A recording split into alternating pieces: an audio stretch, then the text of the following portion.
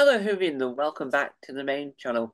Yes, we're not on the main channel, I know. It's the wonders of owning 20 YouTube channels. You forget what day it is and where you are. And welcome to the third channel, The Weird Tad. Yes, I knew it was all part of the joke. Pretend it was a joke. Laugh it off. Don't hold me against it for the rest of my life like I will.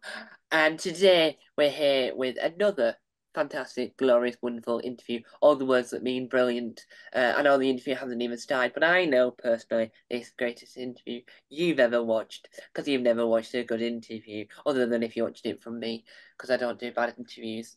I definitely don't. And so before we crack on, the admin of today is that there'll be more from me soon every day on the main channel.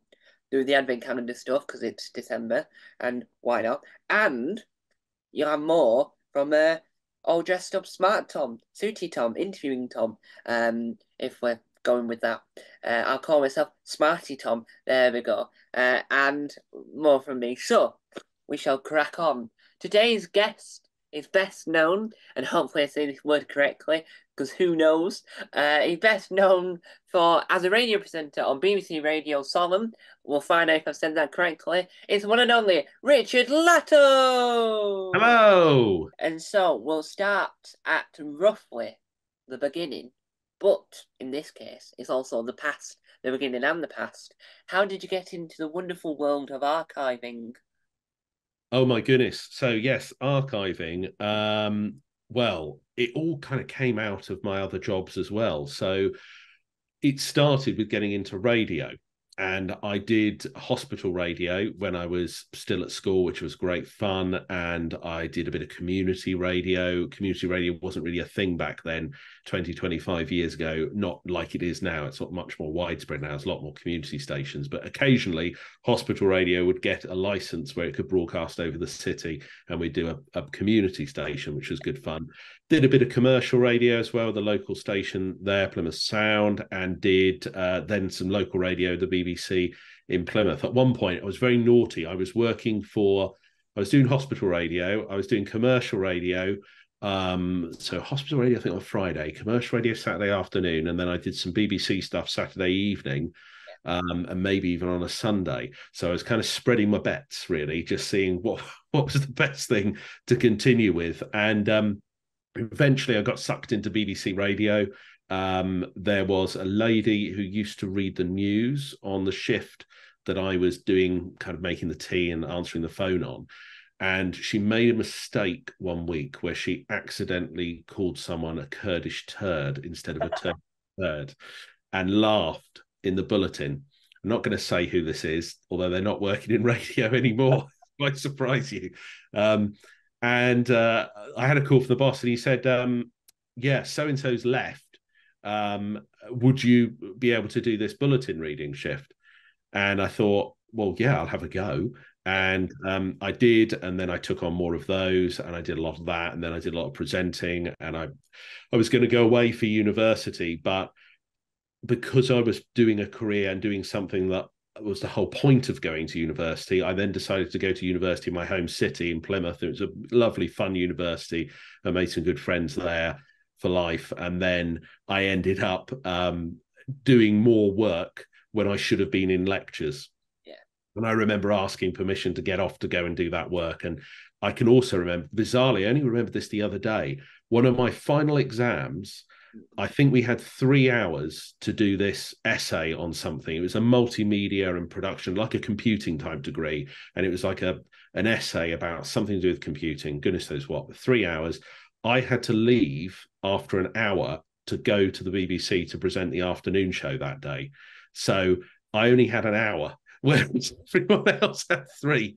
And that always makes me laugh because I look back now thinking, what was I doing? But obviously, it was a great opportunity, and you're not going to turn that down. So that's a long-winded answer. And then I got into broadcasting, and I always have been passionate about archive. I've always really enjoyed good documentaries, good programs. I think celebrating heritage, celebrating archive gives you a kudos and a gravitas when you're making a program that is unrivaled, because you can pick something that's relatable, that's interesting, that people are passionate about, and you can surprise them with it. And that's what I try and do with archive, is to take something that you know and people will connect to, and then do something surprising with it. And yeah, that's really how it all kind of started. Mm. And Channel 5 are another good people that love looking back at things. They love looking back so much. Their whole identity is, here's a program you remember. We're not going to show you the program. We're going to talk about the program, and then we're never going to play the program ever again. And that's another good way of keeping memories of TV shows alive. But one of the things that you're recently done that has took off in a sense that Talking Pictures has acquired some of the bits you've helped out with. We're not there yet in the interview where we find out whether or not you've done the main bulk of it. But what was it like working on the HD version of Wurzel Gummidge? Yeah, it was good fun. It was a project that took a little longer than we expected, because the materials themselves were not in a particularly brilliant state. I mean, they were better than some, but still weren't perfect. I actually stumbled across those. It was very strange. I did a radio program, and I knew, because I wanted to celebrate Wurzel Gummidge, because the heritage down here on the south coast. Lots of people, they either talk about Benny Hill, the Titanic, Wurzel Gummidge, or Craig David. That's basically all people talk about down here in this neck of the woods. So I thought, well, I've got to do something on Wurzel. And then I got to know various people that pointed out that the current masters for Wurzel were appalling, the ones that were previously released on DVD. They were all very washed out. Some were pretty much black and white. The Christmas special was particularly bad as well. And there were just random problems with a lot of things that shouldn't have been there in the masters that were on sale and for broadcast, which is also why it probably was never repeated and never really broadcast properly. I think UK Gold did the last run. Channel 4 did a run at the end of the 80s, just before Down Under, and then UK Gold showed it occasionally, but it never looked good. And then I was researching. Do you remember the old film Casino Royale, the spoof, the one with Peter Sellers and David Niven? I do. Well, I was looking into where the bonus material, the missing scenes, were from that, because that was a famously troubled production where they shot a lot of stuff and then edited it down. And it led me to a place where there was no Casino Royale stuff, but the guy there who was looking after the archive of this particular laboratory sent me the Excel spreadsheet of their holdings, which is just, no one ever usually does that. And I looked all the way down it, and there was, interesting bits and pieces there. And I got right to the end, and it said Wurzel Gummidge, a few boxes of cans, and it said negs for negatives and prints and sound. And I thought, oh, that could be interesting. It might be the same Wurzel Gummidge. And the problem with Wurzel is you quite often see it's misspelt Wurzel a lot of places. And I think that was how it was spelled in the list. So I was a bit skeptical of it, as if it was the actual Wurzel Gummidge. So I rang up the guy and said, look, have you got this stuff? And he said, I'm not sure. I don't know. I think we've got a couple of cans in these boxes. I'll pull them out. He rang me back a few hours later and he said, we've pulled out a couple of hundred film cans, all marked Wurzel Gummidge. You better come and have a look. So we went and had a look and inspected the cans, and they didn't look too bad inside, but the cans were very rusty. It's a shame I'm upstairs, because I could have shown you one. I've got a couple of the old cans downstairs, my kitchen of all places. And we thought, well, we've got to do something with this. And when we asked around, we found out who had the rights. And eventually I was delighted to say, to cut a long story short, Fabulous Films decided to back a full proper restoration of the program. And that's what we worked on. And it took us a while to get everything transferred and assess the issues. Some of the episodes were severely water damaged, but we've managed to pull as much detail out as we possibly can. There's a few clips maybe on YouTube, and I'm not so sure they're on the discs. It all gets confused after a while, but if you saw the water damage on some of those prints, it was so substantial, so like huge, like lightning strikes, lines of white across the screen and flickering. And yeah, it was hard. And we had to pull a lot of the grain and a lot of things off of them to then repair and replace and put stuff back on. But I'm really pleased with them. I think, considering the elements that we had to deal with and considering the time, and there's always time and budget. Everyone always wants more time and more money, no matter whatever they've got. I was quite pleased with the results of that. So yeah, that was probably the first major restoration project that we worked on. Yeah. And they do look incredible. And do you think, and I don't know how well you'll know this, but do you reckon that the BritBox version will end up transferring to your edition that you've worked on? I would hazard a guess, an educated guess, to say yes. Eventually, it will. The masters that are on the Blu-ray and the DVD are the ones that Talking Pictures are currently putting out. But as we know, guys, there's nothing better than buying physical media. So if you enjoy it on Talking Pictures, buy the Blu-ray, because of course Talking Pictures is in standard definition, isn't it? So you see a lot more on the Blu-ray. But it's so lovely to see it back and repeated on television now after so many, years of just being completely absent. Yeah. So no, that's a really positive thing. Yeah, and with so like for instance, it is a good analogy. It's a very good analogy. With Doctor Who, they've got the DVDs that if you watch them very carefully, viewers, you can see in the background. Then the Blu-rays. Now it's like with it's I've done that with Wurzel. I've got the DVD of Wurzel, then I've got the Blu-ray. So I've got the original DVDs that we're knocking about, then the Blu-ray. I need it on VHS to finish my collection.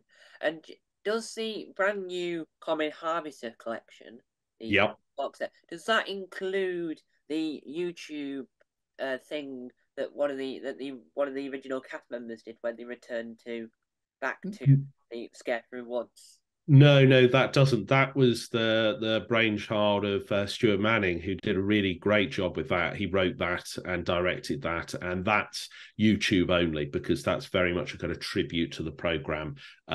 If that had to go onto a commercial release, then you would have to have certain rights and things. And I think it would be complicated to negotiate trying to get that onto a commercial release, only because of the new series of Wurzel with Mackenzie Crook as well. It might get a bit confusing, but yeah, that was a lovely thing to do. Did you enjoy that? I did. Oh, good. Yeah, I'll tell you what, it was such a thrill just to work with Jerry and Mike and Wayne, and to be back in the field for them. It was quite emotional to see them, and they're just kind of in between takes, just soaking up being back in Wurzel's field. Yeah, very, very special. And it's funny how Mike, now obviously being older, didn't need to put as much of the old makeup on to Yeah. look like his cat, but still looked like his character. And Jerry as well still got his kind of personality stamp on it really well. And yeah, I thought Wayne was good fun. And yeah, there's a lovely feature though on the box set where we took Wayne and Jerry back to the barn, the old barn, and where the house was. Yeah. And yeah, again, they found that very emotional because it was a huge part of their lives. And do you reckon that because of um this this evolution of missing material becoming found again, do you reckon that the original, and I hope I'd say this right, I might be missing a word in the title, but do you reckon Detective Wurzel will ever come back to screen so people can relive the magic of Wurzel's first official appearance on screen? What you mean, the original BBC series? Yeah, the black and white one where he's a detective for no apparent reason. Well, I mean, if one of those turned up, that would be incredible, wouldn't it? Yeah. But forgive me, I'm not very good at remembering detail at the moment. I think it's just getting older. That was that the 50s, wasn't it? I think It was. You are correct. It was. yeah, because it was the radio version before it then became, is it Wurzel Goes Detective or Does Detective, something like that on Yeah, the television. I think it's one of them because it was on Jack and Nori for a while, so Wurzel was a Jack and Nori exclusive before they made this series. Do you know there was one Jackanory where Jeffrey Belden, who Yeah. obviously was the Crowman for people that don't know, haven't watched Wurzel, he did a Jackanory reading a Wurzel story, Wow. but I don't think. Well, sadly, I know that doesn't survive unless someone else has that somewhere. That would have been lovely, wouldn't it, to see? But that was before he was even in Wurzel Gummidge proper as the Crowman. Well, the Wurzel Gummidge audiobooks, the original version of the audiobooks, were read by John Pertwee as Wurzel, and they're available on YouTube. It's not available anywhere else, just YouTube, because on Audible it's some other woman doing them now. Really, not a great job. I mean, I'm not saying she's terrible. It's just nothing can beat John Pertwee. Um, and so he does a really good job because every time he needs his voice, he switches it to Wurzel's voice. Oh, yeah, it's only he can do that, really, can't he? It would feel like imposter syndrome if someone else was trying. Although, bizarrely, we made a celebration of John Pertwee for 4 Extra, and that was presented by Sean, his son, a lovely guy, and he was very kind to do that. And I think he was pleased with some of the rare archiving things that we managed to dig out. But there was a bit where we are talking about Wurzel where Sean did do a Wurzel Yeah. impersonation for one of the lines. And I can remember when we record that, I said, I'm so glad you did that because I really didn't want to ask you, just in case you're Yeah. offended.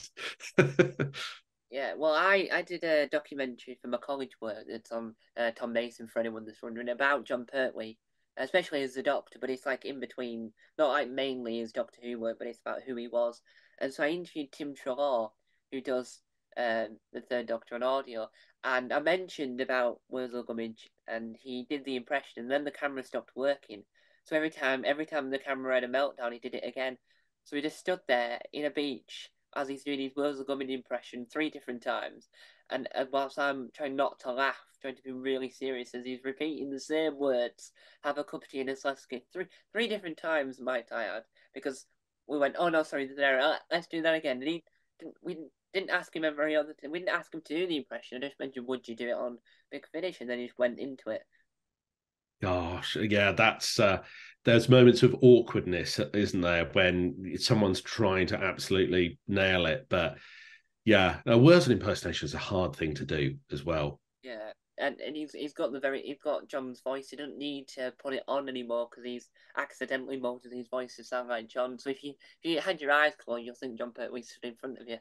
Wow. Uh, and what's it like when you get the feeling of holding like an original film can? Because that's another dream of mine. But eBay, try and Google the word film can on eBay. You get cans with like the word film written on it.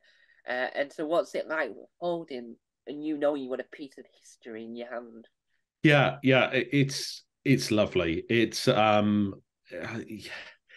it depends obviously what's in there because I've had some film cans full of a right load of old rubbish, but it's not so lovely. But yeah, there's a good friend of mine who sadly passed away not so long ago, Terry Burnett, who he returned a couple of Doctor Who episodes. Crikey, I think it was in 2011. Well, I got to interview him and then I got to know him. We became really good friends, and he would ring up quite a lot and we'd talk about ITV or old television or radio and technology. And he ran his own little home cinema, and I would go round there with mutual friends. We'd watch things, and he had all of his reels laid out in his home cinema. And there was one. Again, I think that's downstairs at the moment because I'm hoping to send it back to the BBC. They've got a scan of it, but I want them to have the original reel. I saw one that was labelled Hugh and I, Oh, which was a Hugh and I episode, and I'm sure I said to him, "That's that sitcom, isn't it?" And I'm sure there's loads missing. So I asked him to unspool it and just carefully look at what the title was, and it was called "The Girl on the Poster" or "In the Poster," and I looked it up, and it was a missing episode, and he immediately handed it over, and we had it scanned at the archive. But then just before he died, he said he'd like me to have it and do with it whatever I thought was right. So that'll be going back to the BBC archive, and that's a really good episode actually of Hugh Lloyd and Terry Scott. And there's lots of filming on the underground and out and about, and yeah, it's a cracking little half hour. So hopefully that will be seen at some point. I know another episode's come back recently with John's fabulous well, literally fabulous event. Film is fabulous, which saw another one return. So you never quite know. But yeah, holding that was exciting. Um, and also, I've the Masters of Wurzel. Yeah, other programs, other stuff through fabulous films that's kind of passed through my hands. various Doctor Who things. There's some Doctor Who stuff that's coming out on a release soon, which I can't talk about, but is exciting. And that was off of videotape and whole pneumatics and things that people managed to keep a copy of. So you never quite know. You get a bit kind of blind to it after a while because it sounds like fun going through a lot of tapes or reels, but it's a dirty, smelly job. Now, Yeah, don't get me wrong, it's not going down the mine. I'm not trying to play my violin, but it's it's remarkable how quickly you suddenly think, "Oh, this stinks," or "It's yeah, my hands are getting dirty," and yeah, particularly they've got mold or things on them. But I always, if there's a serious problem with something, I try and reach out to the right guys to yeah. be able to help. And there's right people you contact about film, and there's right people about video, and they're the experts, and they know exactly what to do. Uh, and uh, and if I ever found them and they did smell wouldn't be my issue. Because I haven't got a sense of smell. Oh, right, Yeah, lucky. yeah, I'm very lucky. So if I fart and someone else, if someone farts and someone mentions it, I know it's in the room. But otherwise, I don't know it's in the room, which is lucky. And for anyone out there that's watching, and this one time only does include me. The rest of the time I always may mention it, I'm inferring myself, but I never mention it because I don't want to be narcissistic. But what advice would you give people to for finding these film cams and masters if they're looking for them, if they're not accidentally bumping into them in the street, but if they're trying to look for them, where is the best place and the best areas to look? You're going to be disappointed with this answer. It's anywhere. It's you just have to follow up on any potential lead or conversation. And there are certain people I've worked with in radio who people of note that recorded their television programs from back in the 60s and 70s themselves, and they've become the only surviving copies.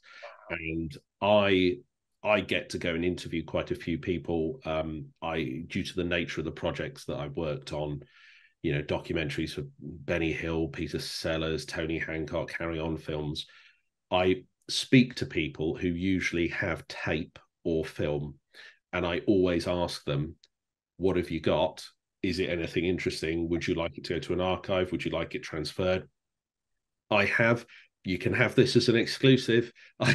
Downstairs at the moment, I have some reels Yeah. from a television presenter who worked on the television for many decades, and his father was proud of the work he did, so would record the audio of him doing interviews. And he's given me some reels containing a Sid James interview from 1966. Wow. Um, who else is on there? Oh, a Titanic survivor. Um, oh my goodness, I've forgotten her name. Nolly from Crossroads. Noel Gordon. Yes. No God. Noel Gordon on there. Who else was there? Dave Clark from Dave Clark 5. Wow. But lots of really interesting people. And we were just having coffee. We've spoken many times. And I said, I don't suppose you ever, kept anything from the 60s because they probably never gave you the film or anything. He went, no, but my dad used to record the audio and I've still got the reels. Would you be interested in them or should I just throw them out? I said, please throw them out. I'll dub them off. And those are treasures. Goodness knows, I'm waiting to do it properly. That's on my list for tomorrow. But how fantastic would it be to hear that Sid James interview from 1966? I love the homing of archiving and I when I worked out the simpler ways of working out to archive, such as VHSs and cassettes. Once I worked out that there's a simpler way of finding stuff, I spent less time because my grandparents had unlabeled VHSs that they thought was family holidays. And they wrote on it was family holidays, but I put in the VHS player that's downstairs. I own one, and it works. I have a TV that works with it. I'm that sad of a person. Um, That's I good. I found out it was originally it was no audio because I something had gone wrong, but I found the audio. It was Anne Robinson, Philip Schofield on a quiz show called I think it's test your English. Oh yes, yeah, I And remember that. Test the Nation. that's it. So I found it, and it was like half an episode because it started with the VHS started with Dancing on Ice, then went to Destination, then ended with the 2003 running trials in the Oh mix wow, of holidays. So in the mix of the actual footage that says on the label what it's supposed to be for a few seconds, but the rest of it was like which a golf game that was recorded off the skybox that they didn't oh, even have a skybox when they had it, so they don't even know why it's there. And must have yeah yeah, it's lent a friend or something. and so it's a weird thing. So when people are on eBay looking at like let's say VHSs, what's your pro tip to try and find a VHS, trying to find the right type of VHS, not just a random family holiday off a random person? Well, it's all the basic things, isn't it? Look at the labels, look at the type of tape that it is, whether it stacks up to being one from that particular era. Um, it's potluck. I mean, that's the kind of fishing exercise that I'd love to do, but I don't have enough hours in the day. I would say yeah, I mean, and it comes down to cost, doesn't it? Because they're heavy things. Every so often, I see someone who locally puts things up. I wonder if FaceBay in places like that might be an easier place to look for stuff, and also look for Betamax tapes as well. If you can get Betamax player and make sure that that's working and going, then they might find some stuff. But I think you need to look at the work that people are doing, like Ed Stradling that runs the TV Museum on YouTube, because he's surrounded by so many tapes and he's known for that and he does a great job transferring them. I think he's someone who knows what to look for and what's worthwhile traveling for and picking up, and he's probably more into things like the Philips video cartridges, the cassettes which scanned the different way, that was at 1700 1500 and things. But then also, funny enough, Ed did say to me once, the most missing examples of continuity now are the ones where DVD players were coming in and VHSs were going out. So around the noughties.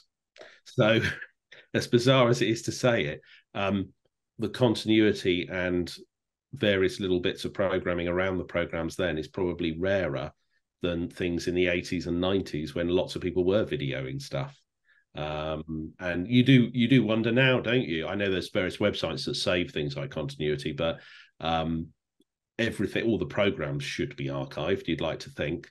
But no one's really keeping a permanent record unless they stick it on their hard drive and don't ever remove it.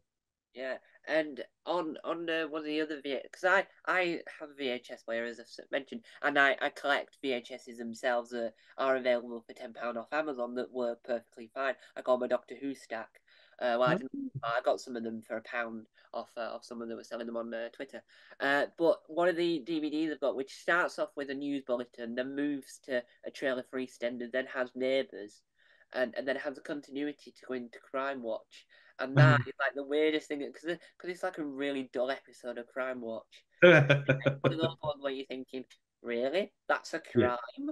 Yeah. And, um, and why do you reckon that the continuity announcements are being the ones that are not still going on, but the old continuity announcements? Why do you reckon they're being destroyed or not saved? I what back in the day, why weren't they saved? Oh, cost. It all comes down to money, and I don't think there was a hunger or a need. I think it was seen as an ephemeral thing, and what there's no commercial exploitation of things like that. Now I've just finished the Blackadder project for BBC Studios, and we put on there a promotions reel of different trails and continuities that lasts nearly half an hour. And that's got to be one of the longer ones that I've ever seen. And that obviously has a value now, but at the time there was no perceived value, even for trailers. Yeah. And and so you mentioned there the incredible looking Blackadder box set that that wasn't. I wasn't sure when it was coming out because until you mentioned it, so I haven't added it onto any Christmas list. So in the new year, I'll definitely be buying it. Because I recently got the Ivor the Engine one, but we'll come on to that in a Ah, little. right. But what was it like? Um, on one of the promotions you did for what was it like meeting the man that Richard Herring says doesn't stop talking and doesn't stop standing up? What was it like meeting the one and the only Brian Blessed? Oh, Richard Herring is absolutely spot on. He doesn't stop. A real tour de force. What a lovely, lovely, sensitive, warm-hearted, kind man Yeah, Brian is, though. Absolute joy to work with. Really funny, really, really kind. And from the moment he turned up, he was, he was on yeah, and he was talking to us and he was regaling us with all of these anecdotes. Then eventually we went through to do the commentary. It got to the end of the commentary, the half-hour episode. We watched the Archbishop, the one that won the Emmy from Series One. He chose that one actually, and he remembered it really well. And when that finished, I said, "Oh, can we just? I just want to ask you a couple of things, just in case I have to tighten up the edit on the half hour and we're a bit short. I'm going to drop something in." I asked him one question, and he talked for another half an hour. It was unbelievable. It was almost like could stick this on another episode. But yeah, I mean the rushes are just off the scale for how much he had to say. Lovely, lovely guy. And I was delighted that he could be part of that set. And yeah, probably the most fun I've ever had in a commentary. yeah. And he was on the Rehearsal, which is Richard's podcast, and it was you watch it, and then because I've interviewed Richard, so I know that Richard really was a amazing when he got it, and b he even said at one point said I feel like I'm gonna fall asleep because Brian, you ask him a question, he gets off. He wouldn't sit down. He was like doing a whole show. He was like nearly the interview. I've watched it like 4 times because it's incredible. It's nearly 2 hours. The whole thing. That's a great episode. Yeah, Richard Herring does a brilliant podcast, and that episode, though, I've never deleted off of my phone yeah, because whenever I go on a long journey and I need something funny to listen to, it's so funny. And it almost doesn't Richard apologize at certain points for asking other questions. He feels like he's just yeah, interrupting Brian's flow. yeah, Very good. yeah. And do you reckon that if you had got any more time with him, do you reckon he wouldn't have ever like pardoned his lips and just halted himself? Um, uh, don't know. I don't think he would have. No, I think he could find reference points which led to other stories, to other stories, to other stories. I don't think he'd ever run out of stories, is what I'm politely trying to say. So, no, I had to kind of dive in and wrap things up after the extra half an hour I got because his taxi was waiting outside. Yeah, So I could feel my phone vibrating in my pocket saying, your taxi's here. Are you here? Otherwise, we're going to go. But yeah, he was great. Yeah, I hope you enjoy that commentary. Yes, from the Archbishop Series 1. yeah. And if you ever did Z cars, will you bring him back? Of course. Why wouldn't you bring him back? Yeah, I mean, you know so much about it all. His memory was superb. Yeah. Absolutely spot on. Yeah. So, Brian Blessed, if you are watching, first of all, you were very good in Blackadder. Second of all, you were very good in Z Cars. Third of all, I want to interview you, so I'll track you down. Not in a creepy way. No, no, No, I'm not trying to be creepy. Don't worry. Don't worry. I'm not going to kill you.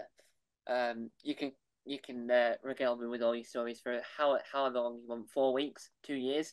Who cares? I'm all here for it. And not only have you worked on the glorious Blackadder, and I can't remember the name on YouTube, but there is a YouTuber that did a comparison to show how the HD versions look even better than the original version, and they oh compared. really? Oh, what Uh, on Blackadder? yeah, yeah. So I can't remember. They're heavily involved in Doctor Who magazine. I think it's Pip. I think that's how you. Oh yeah, yeah. Sorry, Pip Madeley. Yeah, yeah. So Uh, Pip's an absolute legend. He's a lovely guy as well, and he helped with some of the promos that we had. So he has put up that video, hasn't he, of doing now and then between the different promos because he restored a couple that were a bit rough around the edges. And yeah, I mean, without him, we wouldn't have had a near half-hour compilation. I mean, you have to question who's going to get in from a long day at work and go, do you know what I fancy watching? I'm going to get Domino's Pizza in. I'm going to watch half an hour of the continuity and promos from Blackadder. But obviously, it's going down well. And not only did you work on Blackadder, Wurzel Gummidge, and the Wurzel Gummidge spin-off that is not many people, not enough people talk about Wurzel Gummidge Down Under, but we'll get back on, we'll circle back to that. But I left the DVD downstairs, my fault, but we'll roll with it. But what was it like working on the program that not so long ago aired on BBC Four again, Celebrate 100 Years for the BBC? But what was it like restoring and working on? And I get stick for saying it wrong, but Ivor the engine. Oh, lovely. Yeah, what a beautiful, beautiful show. It was ITV content delivery to the restoration on that. And they did a gorgeous job. I looked after all the sound restoration and the delivery of the episodes. We watched them a lot, and I had to rope other people in because series 2 there were 8 damaged soundtracks which we couldn't find anywhere. We tried all these different places. We found the episodes again. Oh my goodness, where were they? I think it was in Scandinavia somewhere, and they didn't have English soundtracks though. I thought it might have been split track, Yeah, but it wasn't. So what we ended up doing was having to put subtitles on the bottom of those 8 episodes, and we gave people a choice to watch it with or without. I think I'd have to watch it with yeah, because they're quite distorted. But apart from those 8, the rest of them, I think the sound was really great. I was really pleased what we could pull out of that. I also did what was the other one we did at the same time as that? It was Clangers. yeah, So we did the Clangers and Ivor the engine. So when you got fed up with the squeaking of the Clangers, you could go and get fed up with the honking of Ivor's engine. And again, the Clangers disc, it's funny, after working on it for so long yeah, and it being, a real labor of love, when the disc arrives and you put it on for your children and you watch it on your normal TV as opposed to in my office on a monitor, you think, wow, this looks amazing. Just really, there's always that bit where you think, oh God, I hope this is going to look all right and sound okay. But it's when you go through the test discs that you get the reassurance that it's going to be fine. yeah. But yeah, Ive was lovely. And did you enjoy just how stunning they look? And you can look back at the ones that are on, say, BritBox, or there's a few on Amazon Prime, isn't there? There is a huge difference. Yeah, and you can see how much love has been poured into it. And you mentioned there the clangers. Now, I unfortunately ruined a bit of the clangers because on my comedy club channel, I think it's for Christmas or my birthday. I can't remember now. I got and it's the weirdest thing we've ever discussed in my household. I bought a Swanee whistle. I dubbed over a slight bit. I can't play the Swanee whistle, so be watching it thinking it was amazing, and I didn't do enough of it because I was trying to keep in the voiceover. So I wanted to have it where every time they spoke, it was me. And so there's a YouTube video of me attempting to do it, and it's not great. But plus, it's rather funny because it's me, and you can tell them at the end of my tether. It's 6 in the morning. I woke everyone up doing it.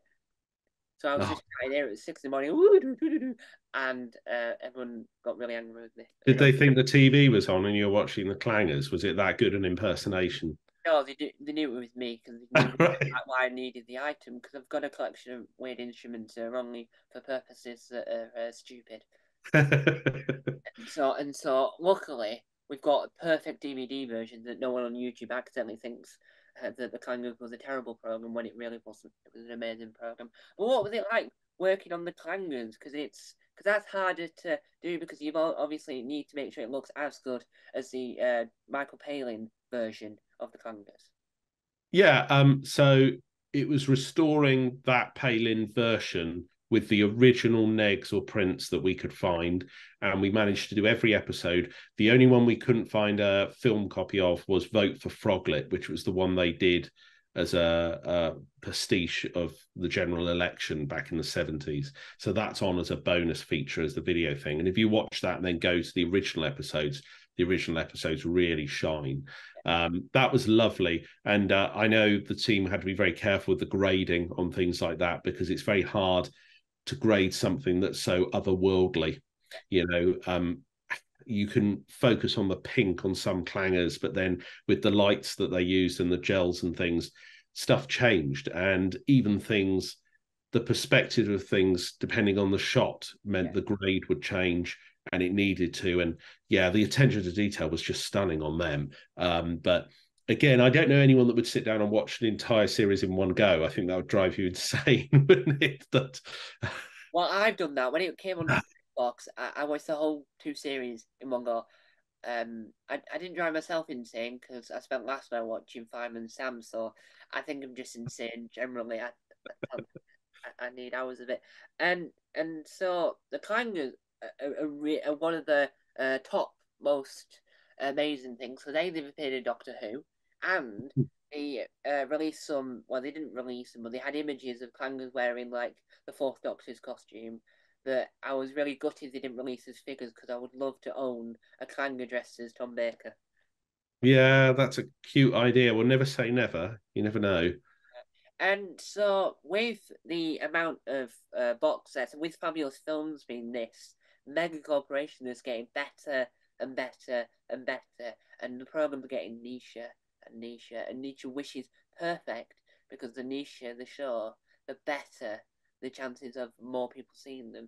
Is there, if you're allowed to say, any upcoming box sets of any programs that people will be peeing themselves full of excitement over? Yeah, well, I'm not letting the cat out of the bag because there was a leaflet that went in with some of the releases down under, and I think it went in with Bagpuss and things like that. That coming up are things like the Perishers, the Wombles, Paddington. So there are lots of things still coming through. But you have to be patient because to get it right takes some time. We're just finishing the finishing touches to Rhubarb and Custard. Mhm. So Rhubarb and Custard will be out, and that looks gorgeous, absolutely gorgeous. Because most of those, I think, unless I'm wrong, are 35 mil. So they look really nice.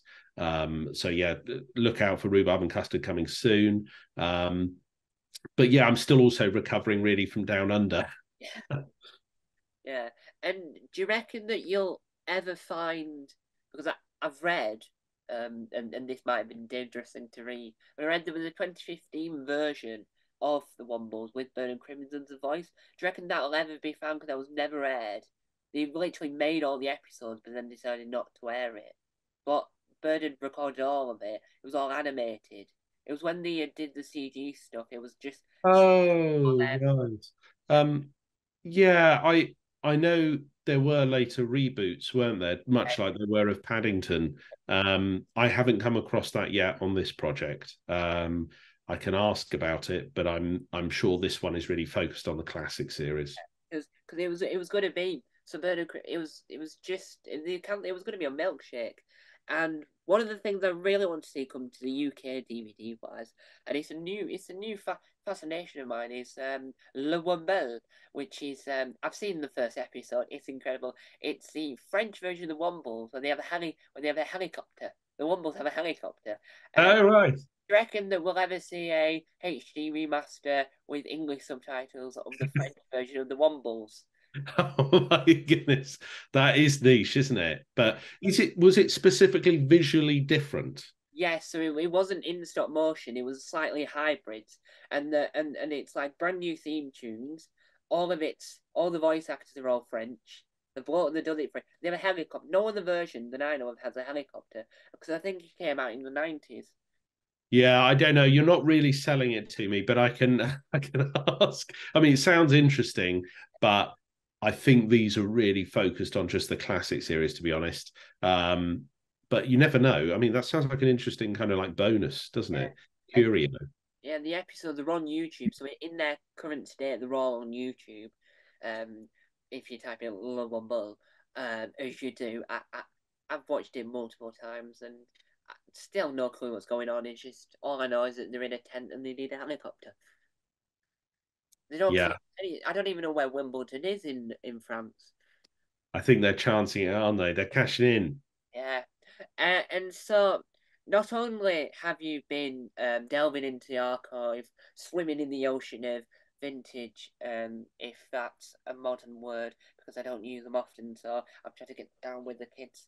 Uh, Other than that, how did you get into music itself? Because you do a lot of amazing work on the radio. Yeah, yeah. So really that came out of working in radio. I was asked to propose a program that would really work well with an audience after sport. Programs moved around a bit since then. It's been on some stations, now it's on other stations, and gets a huge online following. It's mainly people that are listening on apps online that really give it the interaction which really makes the program. It's the people who seek it out and listen to it as a digital offering that Yeah, send me the most wonderful emails and gig stories. So, um, yeah, I think the future really is online, and I think it's I love all forms of music, not specifically just that, yeah, Indian alternative. But I have come to really appreciate just how incredibly passionate the Indian alternative fans are. And some of the stories and things I'm sent in are so personal. You can get some really hilarious stories, but you can also get some incredibly moving ones as well. It's a unique way to bond people. I remember get a message from someone that they had lost their partner had died, and they were widowed, and they became part of this group to meet people, and they talked about their love of music, and then they realized they both enjoyed listening to my show, and then they kind of hit it off together, and then it kind of spread. Yeah, things like that make you feel incredibly humbled, really, and that's what it's all about. It's making a connection to people. That's what good radio is about, good broadcasting. and a lot of actors, comedians, anyone that does anything where they record themselves always have split opinions. Some of them run for the hills, some of them duck under cover, and some of them are so narcissistic they do it anyway, and even though they hate it. But do you like, emphasis on the word like, listening to your own stuff back that you've recorded that you're involved in? I never did at the start, but there's a point where you get used to it. Yeah, And I do listen now with a critical ear, but you can't. The trick is you can't listen back to yourself too soon after you've recorded it. You have to leave it some time to have a more honest, distanced listen. If you listen too soon, it just you're making excuses for what you've done, and that doesn't seem to work. Yeah, I think it's I help out a bit at the local university down here and do a bit of voice coaching. I try and advise people to leave it a bit of time before you go back to revisit anything. But the funny thing is, and even stuff that you're not on yourself, stuff that you've produced, I can pull stuff off the shelf and think, oh, this was amazing, and then watch or listen to it and think, oh, it's not as good as I thought. And then the other way around, completely, you pull stuff off and think, oh, this wasn't a good job, and then you listen to it and think, actually, that's really good. It's funny how time changes your perspective. yeah. And when you, because you've also made, I think if I'm saying this correctly, because you've made a documentary with Murray Gold, or is it just a chat with him? Yeah, yeah, yeah. So it's a documentary. So it's an hour. Yeah, It's on BBC Sounds now. Get it now. Get it now before it falls off. I think it falls off beginning of January. So get it now. It's an hour where I went to have a chat with him at his house, and he was very kind with his time. We had a good old natter. I've edited it down to an hour. Katie Manning from John Pertwee's era, Doctor Who, played Jo Grant. She curates the program. She's the narrator and presenter at the start and bits throughout. And we chose her because Murray says his first ever Doctor Who that he remembered was The Green Death, which oh, was her last one. So yeah, we had a bit of fun with the opening, as you'll hear, that she says, this was my last Doctor Who, but for some boy in Portsmouth, this was his first experience of Doctor Who. And then he gets sucked in. But again, that's a pleasure to make something like that because people recognize Doctor Who, they recognize Murray, recognize Katie, and they'll listen to it and then get taken on a journey and learn things hopefully they never would have known. And yeah, we get a bit more detail about Murray's life and career. yeah. And Casey Manning, is amazing. And when I made my John Pertwee documentary, I interviewed her, and my favourite thing ever that never made it anywhere because I stopped recording. She went, "I'm now late for the theatre." Oh no! Oh bless! Oh gosh, no, she's lovely, isn't she?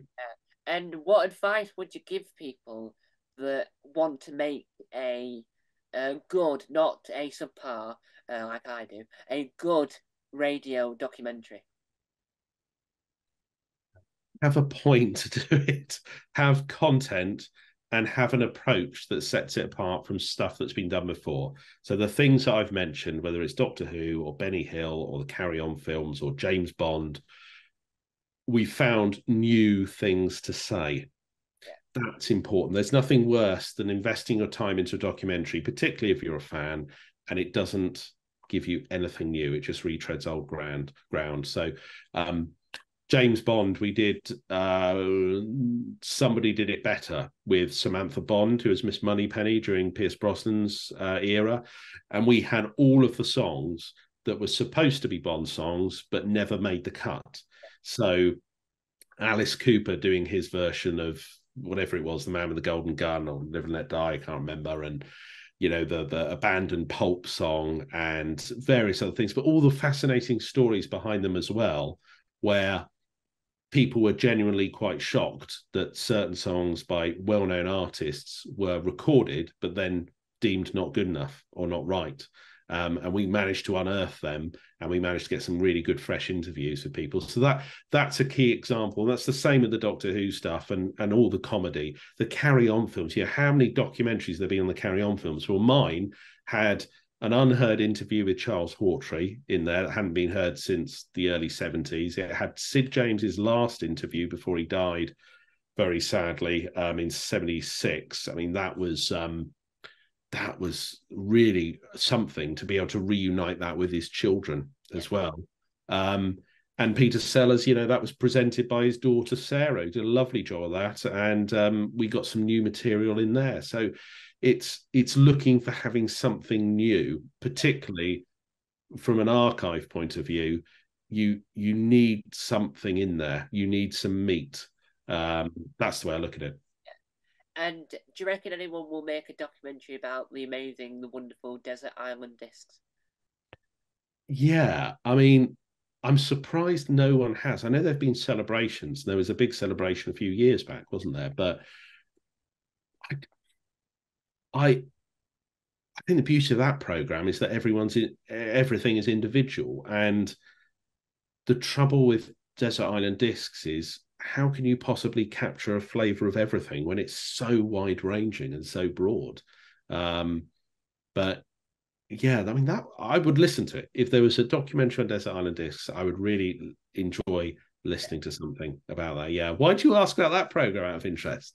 Well, no, it's because it's like a lot of bits are missing and people finding stuff all the time. And there's a radio program called Rangers of the Lost Archive that where it I think it's part comedy because one of them says he banged them on the head and they looked at what it was and they had to return it to the BBC because it was a missing episode of a Desert Island Disc, but he was in his attic and he banged them on the head.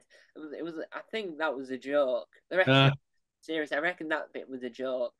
Because I do university radio where I pre-record programs, and I've attempted to make radio documentaries in the past.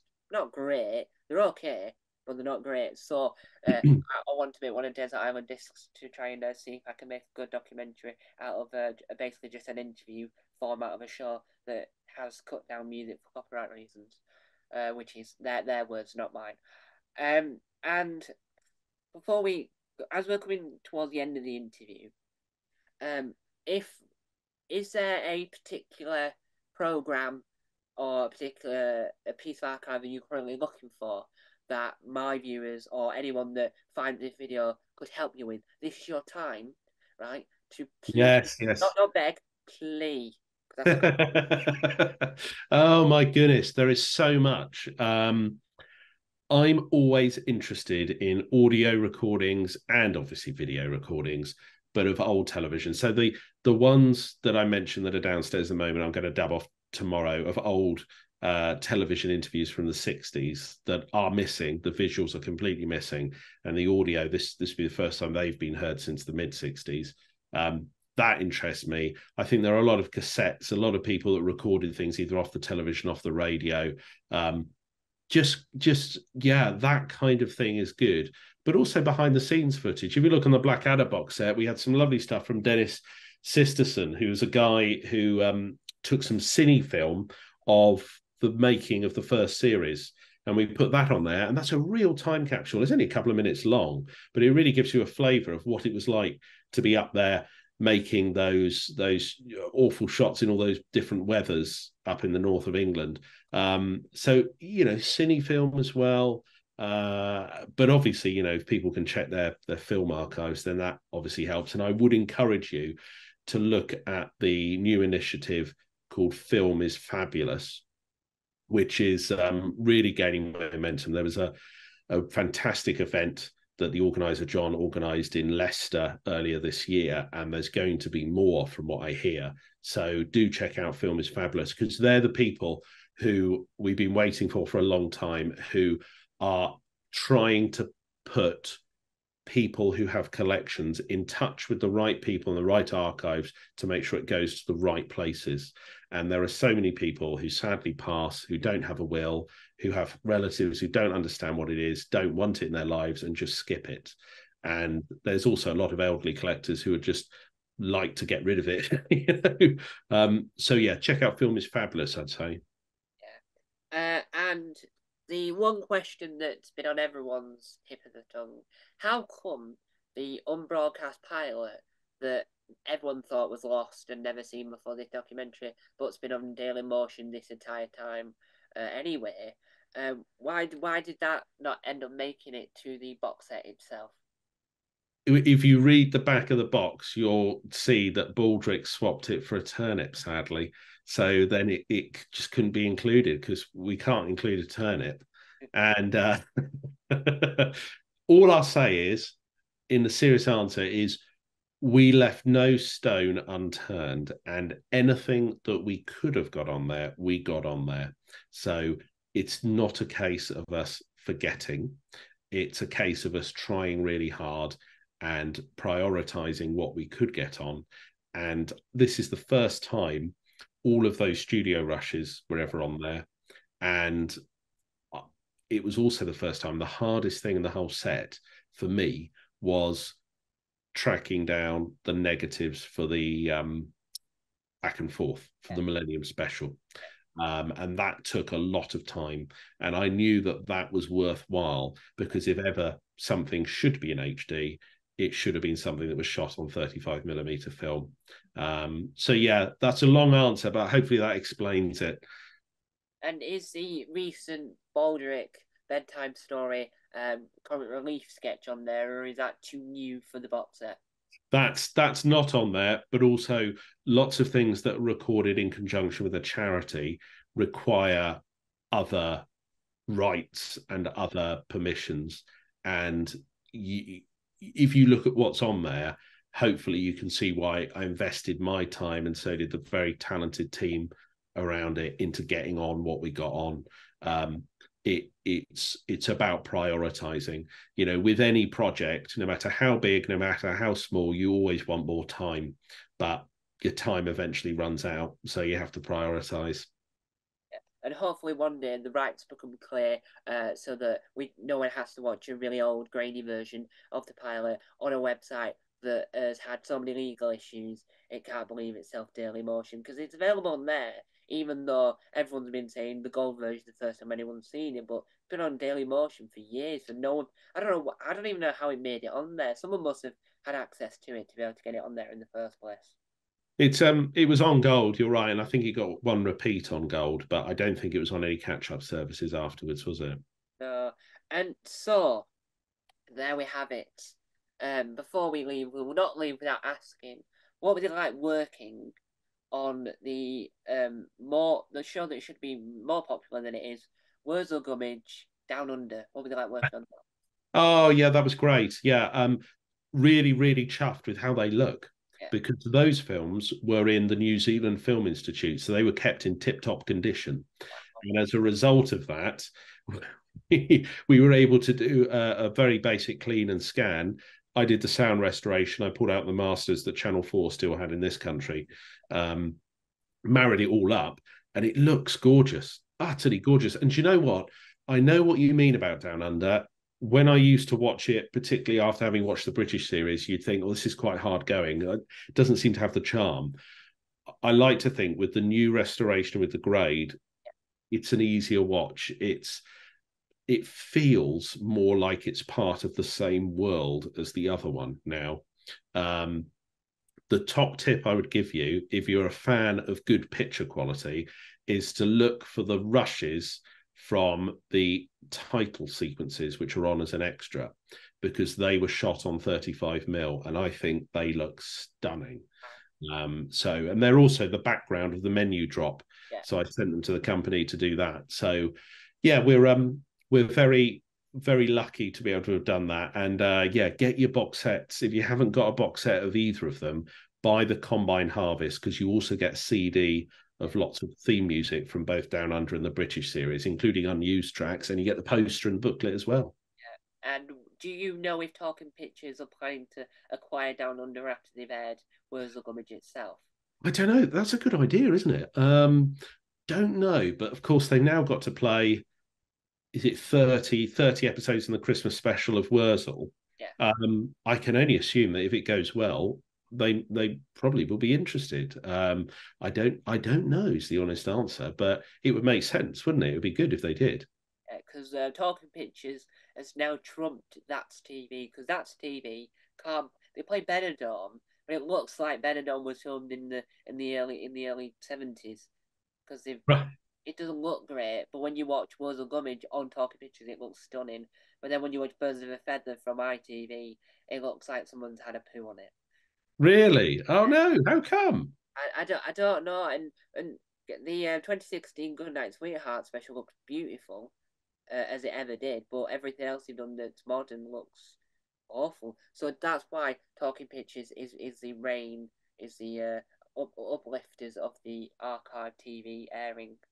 Do They're you notice? Do you notice on That's TV when they show Benny Hill, they yeah. crop in, so they don't show it 4:3 with black lines either side. They crop the picture, which takes the picture quality down even more. It's already a low bit rate channel on, what do I watch it on? Sky. And then they've done something with the opening and the closing credits where it's the same opening and closing on each episode. So you'll watch an episode that doesn't have Nicholas Parsons in, but then the closing credit says starring Nicholas Parsons. So they've obviously bolted the same opening and closing onto every single one, which is quite odd. I presume that's because there might be some sketches they've had to edit out or edit down. But yeah, so I was so annoyed with that I actually asked for my last birthday the Benny Hill DVD box set. So I've been enjoying them instead. Yeah, and Nats TV has also put a sign on it that says they're making offensive content, whatever, for Goodnight Sweetheart, and then they still bleep it out, even though they've told everyone that that's the case. Because that's what the channel is supposed to do. They're airing stuff that shouldn't, that people would say shouldn't be aired, but they're giving a warning so that people know. But this, Yeah, for Goodnight Sweetheart, they're still bleeping out all the bits that they deem as what they've already mentioned that they will include in the program. that's strange. Yeah, I know the sign you mean. Yeah, very Yeah, weird. yeah, and Forces TV, they aired an episode of Goodnight Sweetheart when it was on, and they cut just before the Sex Pistol joke, and then came back afterwards because they didn't want the army didn't want to know about the band, the Sex Pistols. Fair enough. Can't corrupt their minds. No, you can't. And so there we have it, another wonderful interview. Now, this is your point in the interview where you can promote your personal things, and where people can find you, but not your home address. But online, where can people track you down and enjoy more of your fantastical world? Two things. If you're a fan of indie alternative music, look for the Stereo Underground page and Facebook group, and request to join the group. It'd be great to have you in there if you're a fan of that music. And if you want to find out more from me, I usually tweet everything I'm working on. I'm at Richard Latto on Twitter. So have a look there, Latto. And yeah, it'd be lovely to chat to you. And thank you for letting me interview you. No, pleasure. Thank you, Tom. It's been great chatting with you today. Thank you very much for having me on. Yeah.